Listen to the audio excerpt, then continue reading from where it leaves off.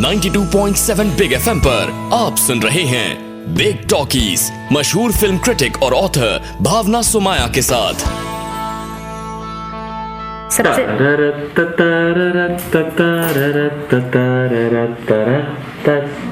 Excuse me. नहीं कोई बात नहीं। Film. It's okay, it's in my head. And anything that's in your head is attractive. What do you mean? You don't have to take the answer so seriously. Means? कुछ नहीं, माफ करो, बोल दिया। आप इतनी डरती क्यों है मुझसे? आपसे मैं डरूंगी? हाँ। मेरा नाम तो फूलन देवी है। अच्छा, जी। आप लगती नहीं है फूलन। अच्छा, सबसे पहले तो आप दोनों को बहुत मुबारक, क्योंकि आप दोनों ने अभी अवार्ड जीते हैं हमारे 92.7 बिग एफएम के अवार्ड शो में। Big Star Entertainment Award, the most entertaining actor in a romantic role goes to Ranveer Singh. Thank you. So did आपने you- दिया था अवार्ड स्टेज जी। पर मुझे। तो did you expect it Ranveer? क्या डांटा आपने मुझे स्टेज पे? My God. क्यों? मैंने डांटा नहीं, मैं बैक स्टेज पे ये कह रही थी कि वो भारती को कोई ये गले लगा रहे थे और मनीष आपसे गले लग रहे थे, तो मैं पीछे से ये कह रही थी कि please ask Ranveer to kiss Deepika on stage because this is New Year and why can't they give a peck on the each other's cheek? Why And couldn't nobody you, is listening. Ranveer? I know how Except that I mean. did. No, but why couldn't you? Why did you have to be prompted? Why could you not do it on your own? But I I know. gave you a hug and a kiss and congratulated you when I presented you the awards. No, you were quite stiff and formal. No, we weren't. We were not formal. Don't say we. completely She's talking about you. You. Not formal, just normal. अच्छा, अभी आप बताएंगे कि आपने ये award expect किया था कि नहीं? नहीं, एक्चुअली नहीं किया था। तो खुश हुए? मुगाबो बहुत खुश हुए, बहुत खुश हुए। दीपिका, आपको भी 2 अवार्ड मिले जी। दोनों पीकू के लिए। जी, मैं बहुत खुश हूँ। मैं बहुत खुश हूँ कि पीकू जैसे फिल्म के लिए मुझे अवार्ड दिया गया, और मैं आप लोगों को इसलिए कंग्रेचुलेट करना चाहूँगी कि ऐसी फिल्मों को एनकरेज करना हमें बहुत ज़रूरी है। I think the film that night won 6 awards. Awards हो या अप्रिसिएशन, दीपिका दूर नहीं रह सकती। जानेंगे थोड़ी देर में कि बाजीराव मस्तानी फिल्म के एक्शन डायरेक्टर ने दीपिका के बारे में क्या खास बात बताई है। मैंने वो एक्शन मास्टर का एक कोट पढ़ा था दीपिका कि he was very surprised at your timing of action scenes. मैं आपको बता दूं कि आपके पहले शायद एक्शन सीन्स के बारे में अगर किसी हीरोइन की कभी भी तारीफ हुई है तो वो है हेमा मालिनी। और हेमा मालिनी ने मेरी किताब जब मैं उनके साथ कर रही थी तो कहा था कि actually choreography and action has a lot in common. जी। तो आपका क्या एक्सपीरियंस रहा? एग्जैक्टली, मुझे भी एग्जैक्टली यही लगता है कि जब मैं एक्शन करती हूँ I learn it like steps कि अच्छा 1 2 3 4 and then in that I try and find the rhythm and the grace. मुझे पता नहीं था कि उनको भी ऐसे ही लगता है। Instead of looking at it as a fight, I look at it as a dance choreography कि इसके बाद हाथ यहाँ जाएगा फिर पैर वहाँ जाएगा, जो प्रोसेस मेरे लिए सेम है। रणवीर, आपके लिए भी ये फिजिकली बाजीराव मस्तानी बहुत टफ रही, क्या यादें हैं आपके? फिजिकली डिमांडिंग फिल्म तो ये हमेशा से होने वाली थी। अगर आप एक योद्धा का किरदार निभाने वाले हैं और आपके नैरेटिव में बाकायदा स्क्रीन प्ले में आप वॉर्स दिखाने वाले हैं तो जाहिर है बहुत एक्शन होने वाला है। मुश्किलात तब आई कि एक्शन शेड्यूल के आखिरी दिन पर मैं घोड़ी से गिर गया और मेरा कंधा एकदम से टूट गया, तो उसके लिए ऑपरेशन कराना पड़ा था और 2.5 महीने के लिए मुझे घर पे बैठना था। दर्द बहुत हुआ और मैं इमोशनली भी बहुत डिप्रेस हो गया था उस वक्त पे। मेरी जो खुशी है, सेल्फ कॉन्फिडेंस जो है, वो सारी मेरी फिजिकल फिटनेस से आती है ज़्यादा करके। तो जब ऐसी चीज़ें हो जाती है, फिजिकल इंजरीज हो जाती है, मैं बहुत ही एक इमोशनल फंक में चला जाता हूँ, एक नेगेटिव में चला जाता हूँ। मोटिवेशनल स्पीकर्स के ऑडियो बुक्स सुन के मैं फिजियोथेरेपी करके वापस आ सका रिकॉर्ड टाइम में। लेकिन वो जो फेज़ था बहुत मुश्किल था, लेकिन जो भी एंग्स्ट और फ्रस्ट्रेशन मेरे अंदर पैदा हो गई बिकॉज ऑफ दिस इंजरी, मैंने सारी वो परफॉर्मेंस में डाल दी। तो at least I was able to channel all of that in a positive way. Ranveer Singh ने इस फिल्म के लिए क्या क्या सैक्रिफाइस किए हैं जो शायद कोई और एक्टर इतना आसानी से नहीं कर पाता? दीपिका, आपके लिए कितना इमोशनली ड्रेनिंग या हाई फीलिंग रही? बहुत ही, जब मैं रामलीला कर रही थी तब मुझे लगा that was the most difficult at that point. मुझे कभी नहीं लगा कि मैं दोबारा संजय सर के साथ काम करूंगी जहां where the difficulty level will be much more। तो आई फील लाइक अब आज मैं यहाँ बैठ के मैं ये कह सकती हूँ कि Mastani has been the toughest film and character of my career। You feel she took away too much from you? Yes, every pore has been extracted। Person who has worked on this film has, it's definitely the toughest film। Crazy hours of shooting, crazy environment जहाँ जैसे हम shoot कर रहे थे। Fortunately Jaipur क्योंकि में costumes भी कुछ ऐसे थे ना, कॉस्ट्यूम्स भी बहुत हैवी थे, सो कॉस्ट्यूम डिजाइनर के लिए बहुत ही मुश्किल था। प्रोफेशनल प्रेशर्स भी रहे होंगे आप दोनों के लिए। जैसे रणवीर हेड शेव किया था जी, तो जाहिर है कि आप एंडोर्स कर रहे हो या कोई सोशल फंक्शन में जाना है, उसके लिए तैयारी होनी चाहिए आपकी। तो एंड प्लस बहुत सारे लोगों ने पूछा होगा कि आप लोगों ने I'll answer this on his behalf। आज तक I have never come across, in my 8 years, I have never come across an actor with this kind of commitment and dedication to let go of brand endorsements, to let go of appearances, to let go of other films। I have never come across any actor who with this kind of commitment and dedication। कभी-कभी मुझे खुद लगता था कि यार am I doing enough? He used to make me feel like I have fallen short। He makes me feel like I have not done enough because he's done so much for just this one film and just this one character। Thanks Deepika। I remember this one brand endorse, so many brands he has let go of क्योंकि या तो बालों के लिए है तो ये नहीं कर पाते, किसी ने बोला किसी ने कहा विग पहनो तो इसने मना किया, देन somebody else said नहीं हमको हैट के साथ नहीं चाहिए, आपको शेंडी एक्सपोज करना पड़ेगा। इसने बोला नहीं मैं एक्सपोज नहीं करूंगा, it's special for the film and until that first look of the film comes out I am not going to do it. I have not seen this kind of commitment from any other actor. Thank you Deepika. हर historical film के साथ controversies होती है, इस film की भी है। Controversies के बारे में फिल्म के एक्टर्स का क्या कहना है? रणवीर, इस वक्त बहुत सोशल प्रेशर्स है, बाजीराव मस्तानी की कंट्रोवर्सीज है, डिसेंडेंट्स कहीं से आ गए हैं, और क्योंकि you are playing that role, तो what are the pressures for you on that? मैं इसको प्रेशर के जैसे लेता नहीं हूँ। मैं हमेशा से पहले से फिल्म पर काम शुरू करने से पहले ही एक जिम्मेदारी होती है, वो एक sense of responsibility I have always felt कि मेरी स्क्रिप्ट में जो किरदार है पेशवा बाजीराव का, a very great character with a lot of scope that would be a role of a lifetime for any actor and wonderful opportunity for me. एक बहुत ही महान निर्देशक ने मुझे एक बहुत बड़ा मौका दिया है and to justify it with by putting my all into it is the best I can do and that's what I have done. तो बाकी बस लोग देखेंगे और फिर जो भी फीडबैक मिलेगा। ये आप दोनों का सेकंड टाइटल रोल है, लीड पेयर के लिए प्रेशर होता है और जब आप टाइटल रोल करते हो तो और भी एक्सपेक्टेशंस होती है। मेरा ये मानना है कि हर एक फिल्म के अंदर हम उतना ही मेहनत करते हैं, level of commitment and level of intensity or hard work will always be the same। Of course, when you play the title role, it just makes it a little more special। Correct। Film के director के लिए दोनों actors का एक खास message है, ये message क्या है? What was your first observation of Sanjay Leela Bhansali? मुझे एक इंसान दिखा जिसके रगों रगों में एक लय थी, एक रिदम था, एक आर्टिस्ट्री थी। आँखों में एक बात होती है कई लोगों की और उनकी आँखों में ही वो बात है। Is something one can sense in one's first meeting with mister Bhansali. I know what he said about you. Who?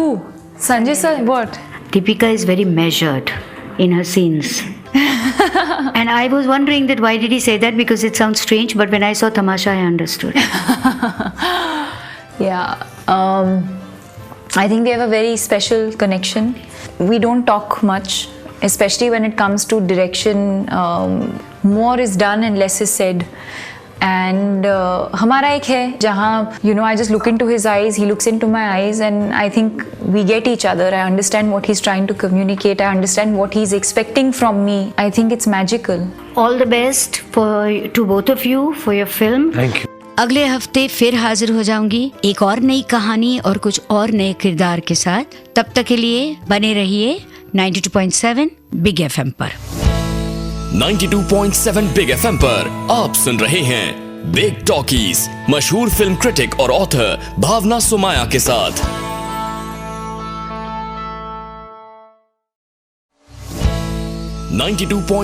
Big FM पर आप सुन रहे हैं बिग टॉकीज मशहूर फिल्म क्रिटिक और ऑथर भावना सुमाया के साथ. नमस्कार, मैं हूं भावना सुमाया 92.7 बिग एफएम पर और आप सुन रहे हो हमारा नया शो बिग टॉकीज. हमारे स्टूडियो में आज है डायरेक्टर शुजीत सरकार और उनके 2 एक्टर्स दीपिका पादुकोण और इरफान खान. हम मना रहे हैं पीकू के 100 करोड़ सेलिब्रेशन. सबसे पहले मैं आपको बताना चाहूंगी कि मैंने आपकी फिल्म देखी और मुझे बहुत बहुत बहुत पसंद आई. 4 दिन पहले मेरी बहन ने कहा था कि जैसे पुरानी फिल्में बनती थी ना, ऐसी फिल्में क्या कभी नहीं आएंगी. तो सबसे पहले तो शुजीत, मैं आपसे पूछना चाहूंगी कि ये जो सब्जेक्ट है वो आमतौर पे इसके बारे में बात नहीं होती है ड्राइंग रूम में, तो आपने इस पर एक पूरी फिल्म बनाने को कैसे सोचा? अब कैसे सोचा आया, आई थिंक थोड़ा बहुत कॉन्फिडेंस तो विकी डोनर से आया. अगर कोई सब्जेक्ट हो जिसमें थोड़ी सीरियस बात हो, उसको अगर थोड़ा मज़ेदार तरीके से किया जाए तो शायद लोगों के पास ज़रा जल्दी पहुंचता है. And I had one brilliant writer, Juhi Chaturvedi. जिस तरह से उन्होंने स्क्रिप्ट को कंसीव किया, जिस तरह से उन्होंने कैरेक्टर को स्केच किया, जिस तरह से लिखा, which was so simple and so genuine. मैंने अपने रिव्यू में ये कहा है कि ये फिल्म मुझे बहुत पसंद है क्योंकि ये फिल्म बहुत रसीली है, निराली है और सच्ची है. रस तो जरूर है, डेफिनेटली, ये तो मान लूंगा. मगर आप देखो कि फिल्म में एक्चुअली कोई प्लॉट नहीं है. नहीं कुछ. इवन दो इसमें यू नो रिलेशनशिप की कहानी है, लाइफ की कहानी है, ये सब चीज़ों को मिलाकर how do you sell it as an entertaining film, वो बहुत ही मुश्किल हो गया हमारे लिए. पीकू दीपिका से कितनी मिलती जुलती है? क्या दोनों एक तरह है या बिल्कुल अलग? दीपिका का पीकू का सफर कैसा रहा? दीपिका, आपसे मैं ये पूछना चाहूंगी कि बहुत आसान है ये कहना कि बहुत हाइपर कैरेक्टर है ये, मगर उस लड़की के साथ जो हो रहा है, उसकी जिंदगी में जो हो रहा है, वो उनके लिए स्वाभाविक है. जी. तो आप तो बहुत छोटी हो ना, आप ऐसे किसी किरदार को कभी मिली होंगी. You have internalised the character. Her expression, her gesture, body language, सब कुछ एक जर्नी है. ये कैसे किया आपने? Wow. I don't know, I think you know when Sujit gave me the narration, I understood कि इसमें कुछ है, not just पीकू की जो कैरेक्टर है, not just उसमें, but in the entire film. इसमें कोई खास कहानी नहीं है वैसे. बिल्कुल. You know, it's simple, fragile moments between people. So I think what really helped me at least was, I think it's a very beautifully written. You know, a lot of the actors' material is in the script itself. But अब उसको enhance कैसे करें, तो हम बहुत सारे readings करते थे, हम डिस्कस करते थे. या मैं छुट्टी पे जा रही थी, I had a flight eight 3 o'clock or something. रात को 9-10 बजे he came home for 1-2 hours. We just read. He said, now you're going away for a month, I want us to just read so that when you're away it just stays with you. And we did that. Costume trial किया हमने, and I think that gave me time. You know, I suddenly got into the film. We were reading, absorbing and most importantly set पे भी हम बहुत सारे rehearsals करते थे. जो टेक्निक हमने यूज किया है फिल्म में बहुत ही अलग है. उसको समझना काफी मुश्किल था और काफी वक्त लगा मुझे, क्योंकि it's quite theatre based. Scenes लंबे हैं. मेरा जो फर्स्ट सीन है, जो मैं बेडरूम से निकलती हूँ, किचन में जाती हूँ, कपड़े लोड कर रही हूँ, बाबा को दवाई दे रही हूँ, almost like one single shot. So Amit ji and me had established this eye contact कि if we were not ready as actors, if we didn't like feel confident, हम शुजीत को जाके बोलते थे कि sir we are not ready and we want to do. So we would do 10, 15, 20 rehearsals. We just keep rehearsing. Rest of it I think is all, it has to come from the heart. Sujit सरकार की ऐसी क्या बात थी कि इरफान खान ने पीकू में काम करने के लिए फौरन हाँ कर दी?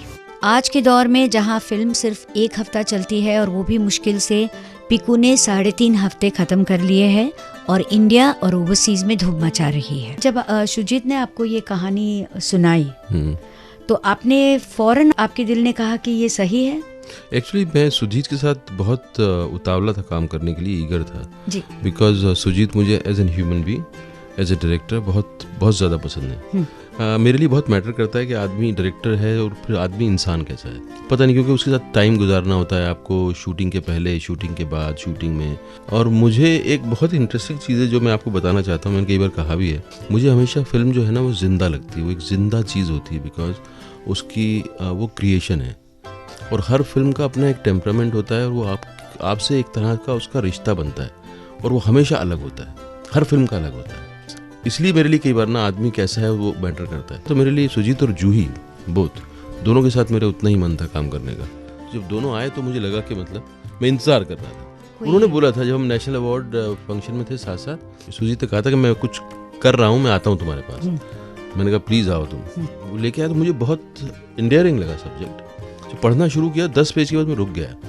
मैंने कहा कि सुजीत मुझे पढ़ना नहीं है, मुझे ये जिस तरह की राइटिंग है मुझे सुनना ज़रूरी है। पहली बार मुझे ऐसा एहसास हुआ कि मैं सुनना चाहता हूँ, क्योंकि उसमें बहुत पिक्यूलियर नुआंसेस है, रिदम है एक लैंग्वेज का ना। सुना, मुझे बहुत एंडियरिंग लगी फिर करने का एक्सपीरियंस जो है वो कमाल का था। वो ऐसा एक्सपीरियंस कभी होता नहीं है। अब जैसे रोमांस का जो क्वेश्चन है फिल्म के अंदर, वो पेज पे उतना नहीं दिख रहा था जी।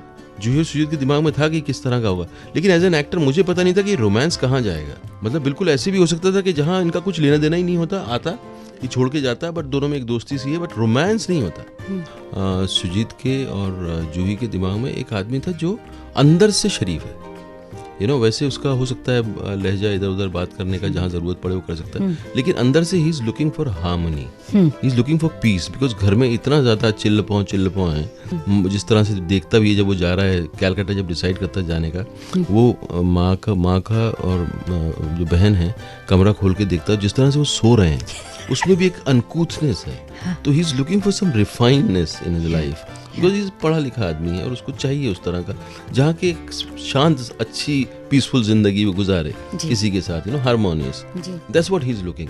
सो when you have this idea then you keep on जिससे गढ़ते रहते हो आप उसको, थोड़ा इधर धक्का देते हो, थोड़ा उधर। जैसे कुम्हार होता है ना, जब लास्ट मोमेंट पे हाथ से थोड़ा ठेल के उसको ठीक करता रहता है, तो ऐसा वो प्रोसेस पूरा चलता रहता है। वो कई बार डबिंग तक भी चलता है। कहानी और स्टार्स के अलावा एक फिल्म को कामयाब बनाने वाले कौन होते हैं? डायरेक्टर सुजीत सरकार बताएंगे कि पीकू की कामयाबी में किस किस लोगों का योगदान है। फिल्म में 2-4 चीजें बहुत साफ नजर आती हैं। एक तो तीनों एक्टर्स बहुत फेमिलियराइज्ड हैं एम्बियंस से, अपने कैरेक्टर से, अपनी लाइन से, और एक ट्रस्ट है और सारे परफॉर्मेंसेस जो इतने खूबसूरत है। मैं आपको क्रेडिट देती हूँ सुजीत, आपके बारे में ये नजर आता है फिल्म में कि you are a god of details.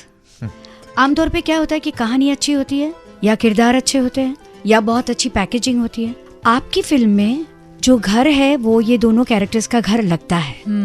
तो आपके ये art design technicians, how did you pick them up?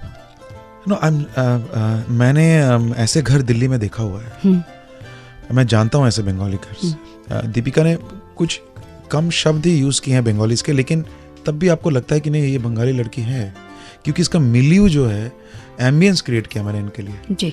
और जैसे कहा आपने कि इस फिल्म में कोई प्लॉट नहीं है, वो नहीं, इट्स अ फैक्ट, और मैंने इनको बताता था। तो ये सवाल सब में आता था कि व्हाट इज, ये कैसे जाएगा। सो मेरा एक ही है कि 5 मिनट इनटू द फिल्म अगर आपको कैरेक्टर पसंद आ गया, यू सेल विथ हर और हिम, तो सेलिंग फिर चलेगा, फिर आपको कोई रोक नहीं सकता। Then you start loving the character. 5-10 minute के अंदर वो सेटअप हो जाता है। मतलब I know the script and the character by heart. I mean, it was all. I know the commas. I knew everything about. About the scenes. क्या करते हैं, हमारा प्रोसेस थोड़ा अलग होता है मेरा जूही का। So idea जूही से आता है. I bounce it with my producer Ronnie. What do you think? Obviously he says कि where is the script? Script session नहीं करते हम लोग discussions करते हैं. And these discussions could be spiritual, could be food, could be about cooking, anything. And वहाँ से I think उसको ना मटेरियल मिलता रहता है, उसके हेड में जाता रहता है, and then she cuts off वो 1-1.5 महीने के लिए मेरे से एकदम स्विच ऑफ काट देती है मेरे को जी। एकदम, and then she starts writing, and let me tell you the script no doubt is so well written.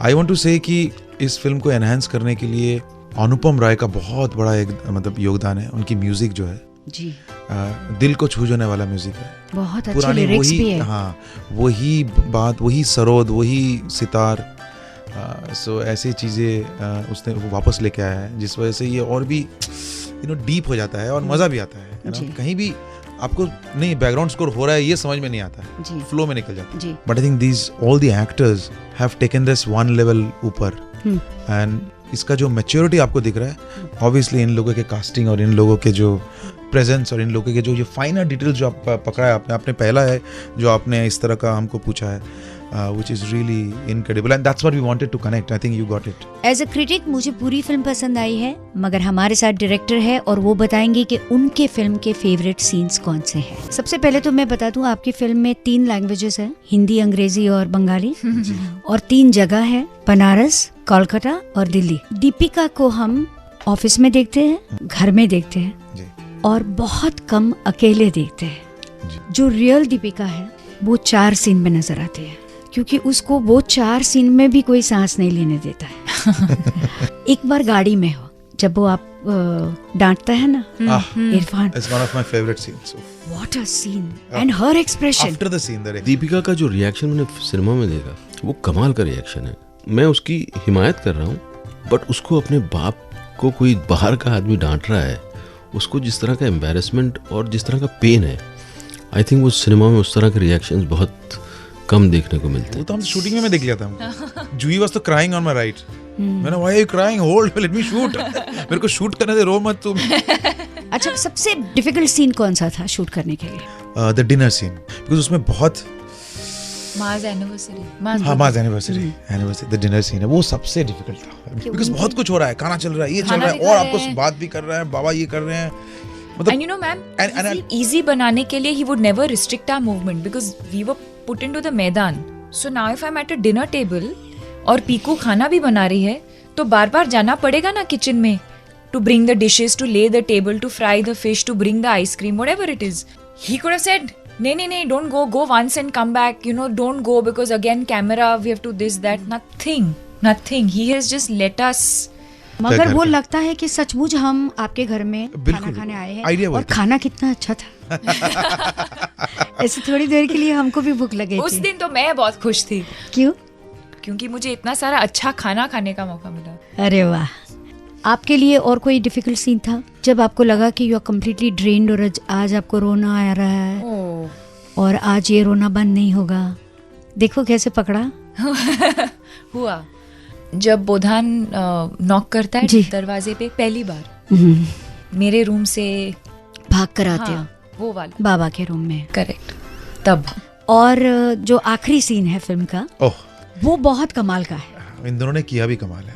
इस फिल्म ने एक कुछ चीज़ें और की हैं, जैसे ये मैं तजुर्बा मुझे पहले भी हुआ था, इसमें जिस तरह से लोगों ने रिव्यू लिखा है वो ऐसा लगा जैसे उनके अंदर कविता जाग गई हो, बहुत जैसे प्यार में पड़ गए वो फिल्म के किरदार और आपकी स्टोरी और आपकी फिल्म जो है, लोग उसको चाहने लगते हैं, लोग उससे मोहब्बत करने लगते हैं, तो वो एक बड़ी कमाल की बात। बहुत बहुत मुबारक, और पीकू के ग्रैंड सक्सेस के लिए आप सबको मेरी ओर से और पूरे बिग एफएम परिवार की ओर से कांग्रेचुलेशंस। और भी अच्छी फिल्में बनाइए और बार बार हमारे स्टूडियो में आते रहिए।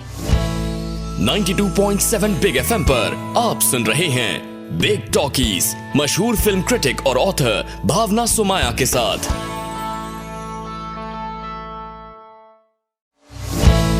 92.7 बिग एफएम पर आप सुन रहे हैं बिग टॉकीज, मशहूर फिल्म क्रिटिक और ऑथर भावना सुमाया के साथ। मैं हूं भावना सुमाया और आप सुन रहे हो बिग टॉकीज। हर हफ्ते बिग टॉकीज में हम नई फिल्म के किरदार के साथ बात करते हैं। आज रणबीर कपूर और दीपिका पादुकोण हमारे साथ है और हम उनसे उम्मीद रखते हैं एक ऐसी फिल्म की जिस फिल्म का नाम है तमाशा। वैसे तो हर डायरेक्टर अपने एक्टर्स की तारीफ करते ही रहते हैं, खास तौर पे जब फिल्म रिलीज नहीं हुई है। इम्तियाज अली का ये कहना है कि both of you are such wonderful beautiful people कि अगर आप दोनों ने वेद और तारा के रोल्स के लिए मना किया होता तो शायद इम्तियाज अली ये फिल्म नहीं बनाते। क्या बात है। तो बहुत अच्छा लगता है जब जब एक इम्तियाज अली जैसे डायरेक्टर जिसको हम कितने रिस्पेक्ट करते हैं, हम कितना पसंद करते हैं उनकी फिल्में, जब वो ऐसा कहते तो हमारे पीठ पर एक थपथपाहट जैसी एक फीलिंग आती है। More than Imtiaz needing us, we need him to tell the stories. वो हमारे करियर में इंस्ट्रूमेंटल है कि हमारी ग्रोथ हो as an actor, as a star. और दीपिका, आपके लिए खास इम्तियाज ने कहा है कि आप पहले बहुत ज्यादा शर्मीली थी मगर धीरे धीरे यू आर लेस शाय। तो मैं शायद से ज़्यादा मैं रिजर्व्ड हूँ, पर अब मैंने सीखा है कि जब कैमरा रोल होता है तो कैसे उस शाइनेस को पीछे रख के कैसे मैं परफॉर्म कर सकती हूँ विदाउट एनी हेजिटेशन और विदाउट एनी शाइनेस। आप दोनों जो इम्तियाज अली को इंडिपेंडेंटली जानते हो, टुगेदर कलेक्टिवली उनके साथ फिल्म में काम कर रहे हो जिसका नाम है तमाशा। तो तमाशा की स्टोरी में ऐसी क्या खास बात थी कि आपके दिल को छू गई? आई थिंक जो बहुत छू गई स्टोरी में, पहले तो इम्तियाज़ की हर कहानी, हर किरदार बहुत हिंदुस्तानी होती है। एंड आई थिंक मुझे उन कहानियों का हिस्सा बना मुझे अच्छा लगता है, या मुझे वो एक्टिंग करने में अच्छा लगता है, क्योंकि मैं एक ऐसे किरदार को जी रहा हूँ जो शायद मैं नहीं समझ सकता या मैं अपने लाइफ में कभी जान नहीं पाऊँगा। तो कैरेक्टर के ज़रिए, उसकी दुनिया के ज़रिए मैं शायद एक अलग हिंदुस्तान को पहचान सकता हूँ। बट आई थिंक ये कहानी में पर्टिकुलरली जो मुझे पसंद आया है, और वो है कि हम अपने लाइफ में we should always be the best versions of ourselves. हम क्यों किसी और की ज़िंदगी जीना चाहते हैं? हम एक रेस में भागने की कोशिश करें जहाँ हमें पता भी नहीं कि कौन सी रेस है, कौन फर्स्ट आता है, कौन सेकंड आता है, कहाँ मंजिल है।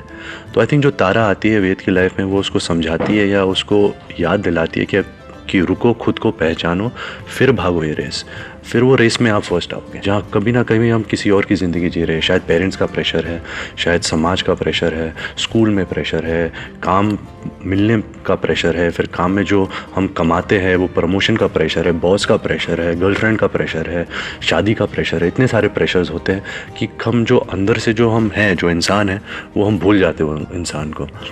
तो ये कहानी मुझे बहुत रिलेट हुई।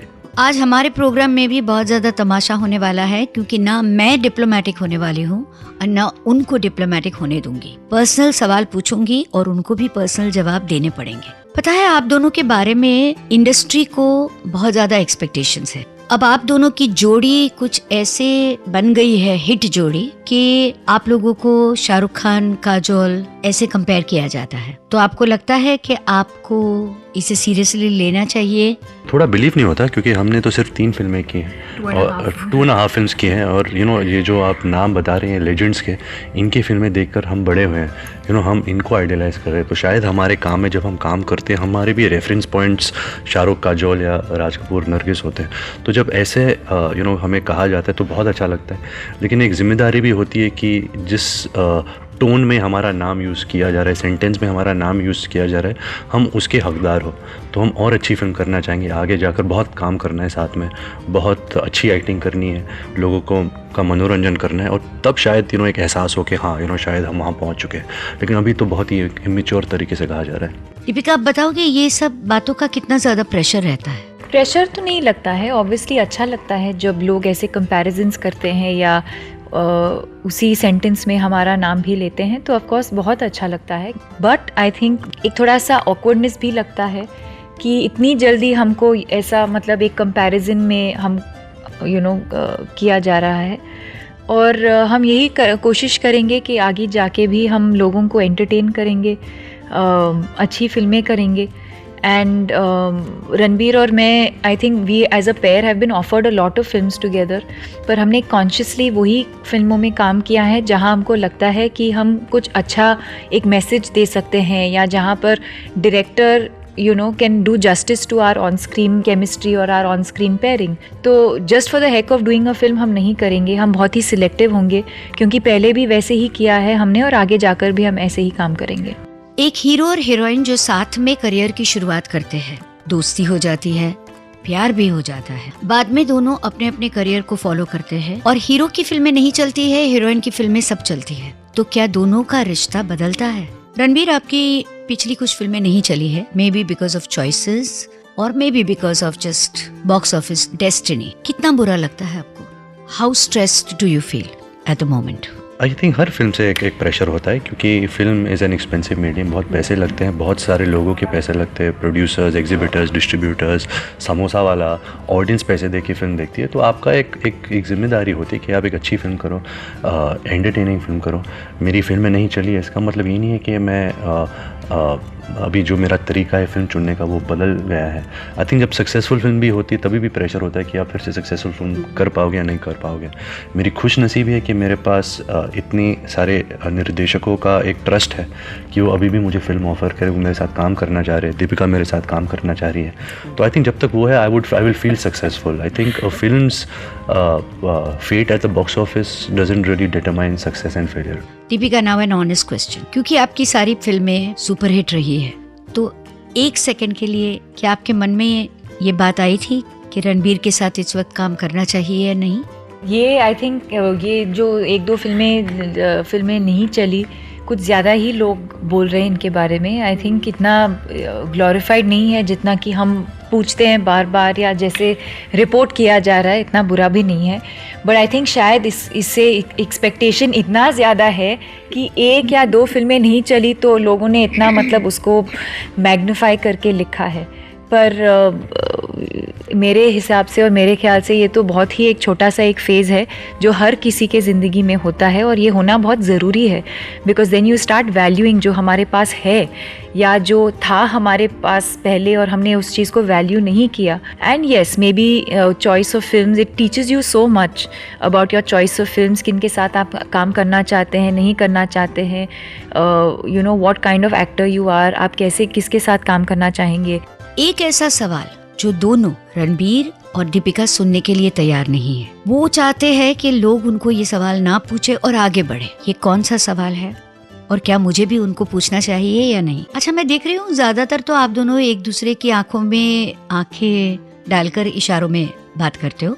The chemistry is so good कि वर्ड्स की आपको जरूरत नहीं होती। मगर दोनों के साथ मैंने क्योंकि इंटरेक्ट किया है और आप दोनों बहुत कम बोलते हो, सडनली आप दोनों इतनी अच्छी हिंदी कैसे बोलने लगे हो?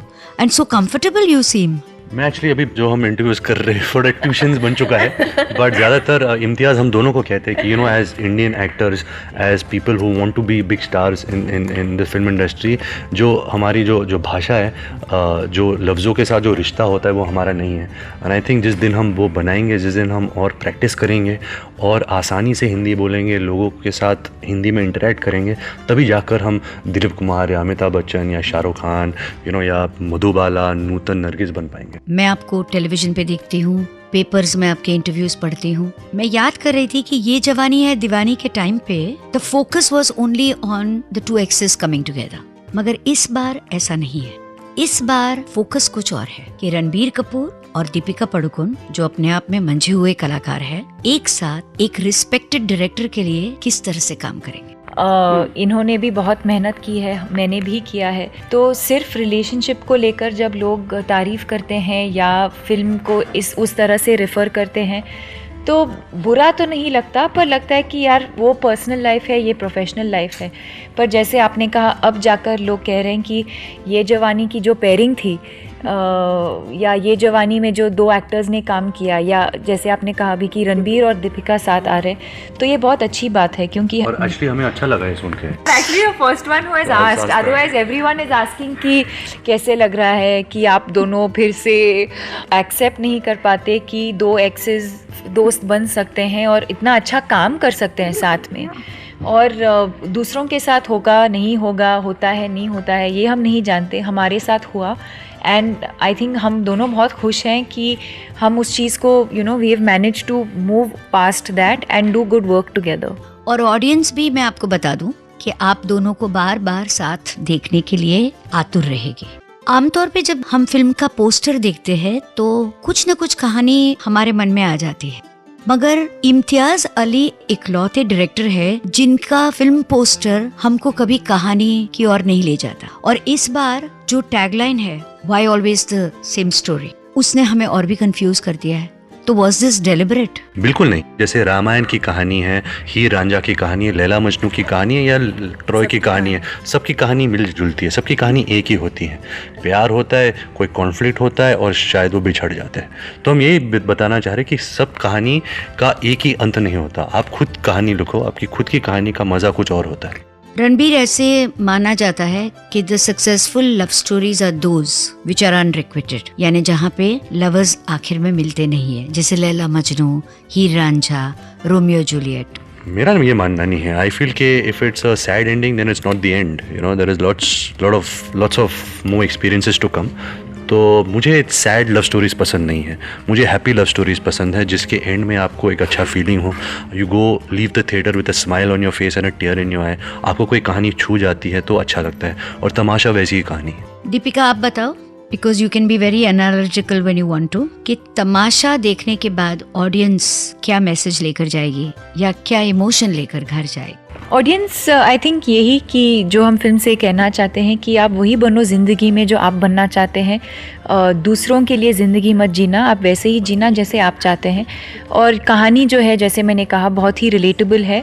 ये एक एंटरटेनिंग लव स्टोरी है जो एंड में आपको एक बहुत अच्छा सा फीलिंग महसूस होगा एंड में। रणबीर और दीपिका के साथ बात करना मुझे बहुत अच्छा लगा, और भले ही हम सब इस वक्त तमाशा है, तमाशा कर रहे हैं, ऐसे सब कहे, मगर इम्तियाज़ अली में मुझे पूरा विश्वास है कि तमाशा जैसे टाइटल की फिल्म में भी वो बहुत बड़ी और गहरी बात कहेंगे। अगले हफ्ते फिर मिलूंगी एक और नई कहानी और कुछ नई किरदार को लेकर। तब तक के लिए सुनते रहिए 92.7 बिग FM। 92.7 बिग FM पर आप सुन रहे हैं बिग टॉकीज, मशहूर फिल्म क्रिटिक और ऑथर भावना सुमाया के साथ।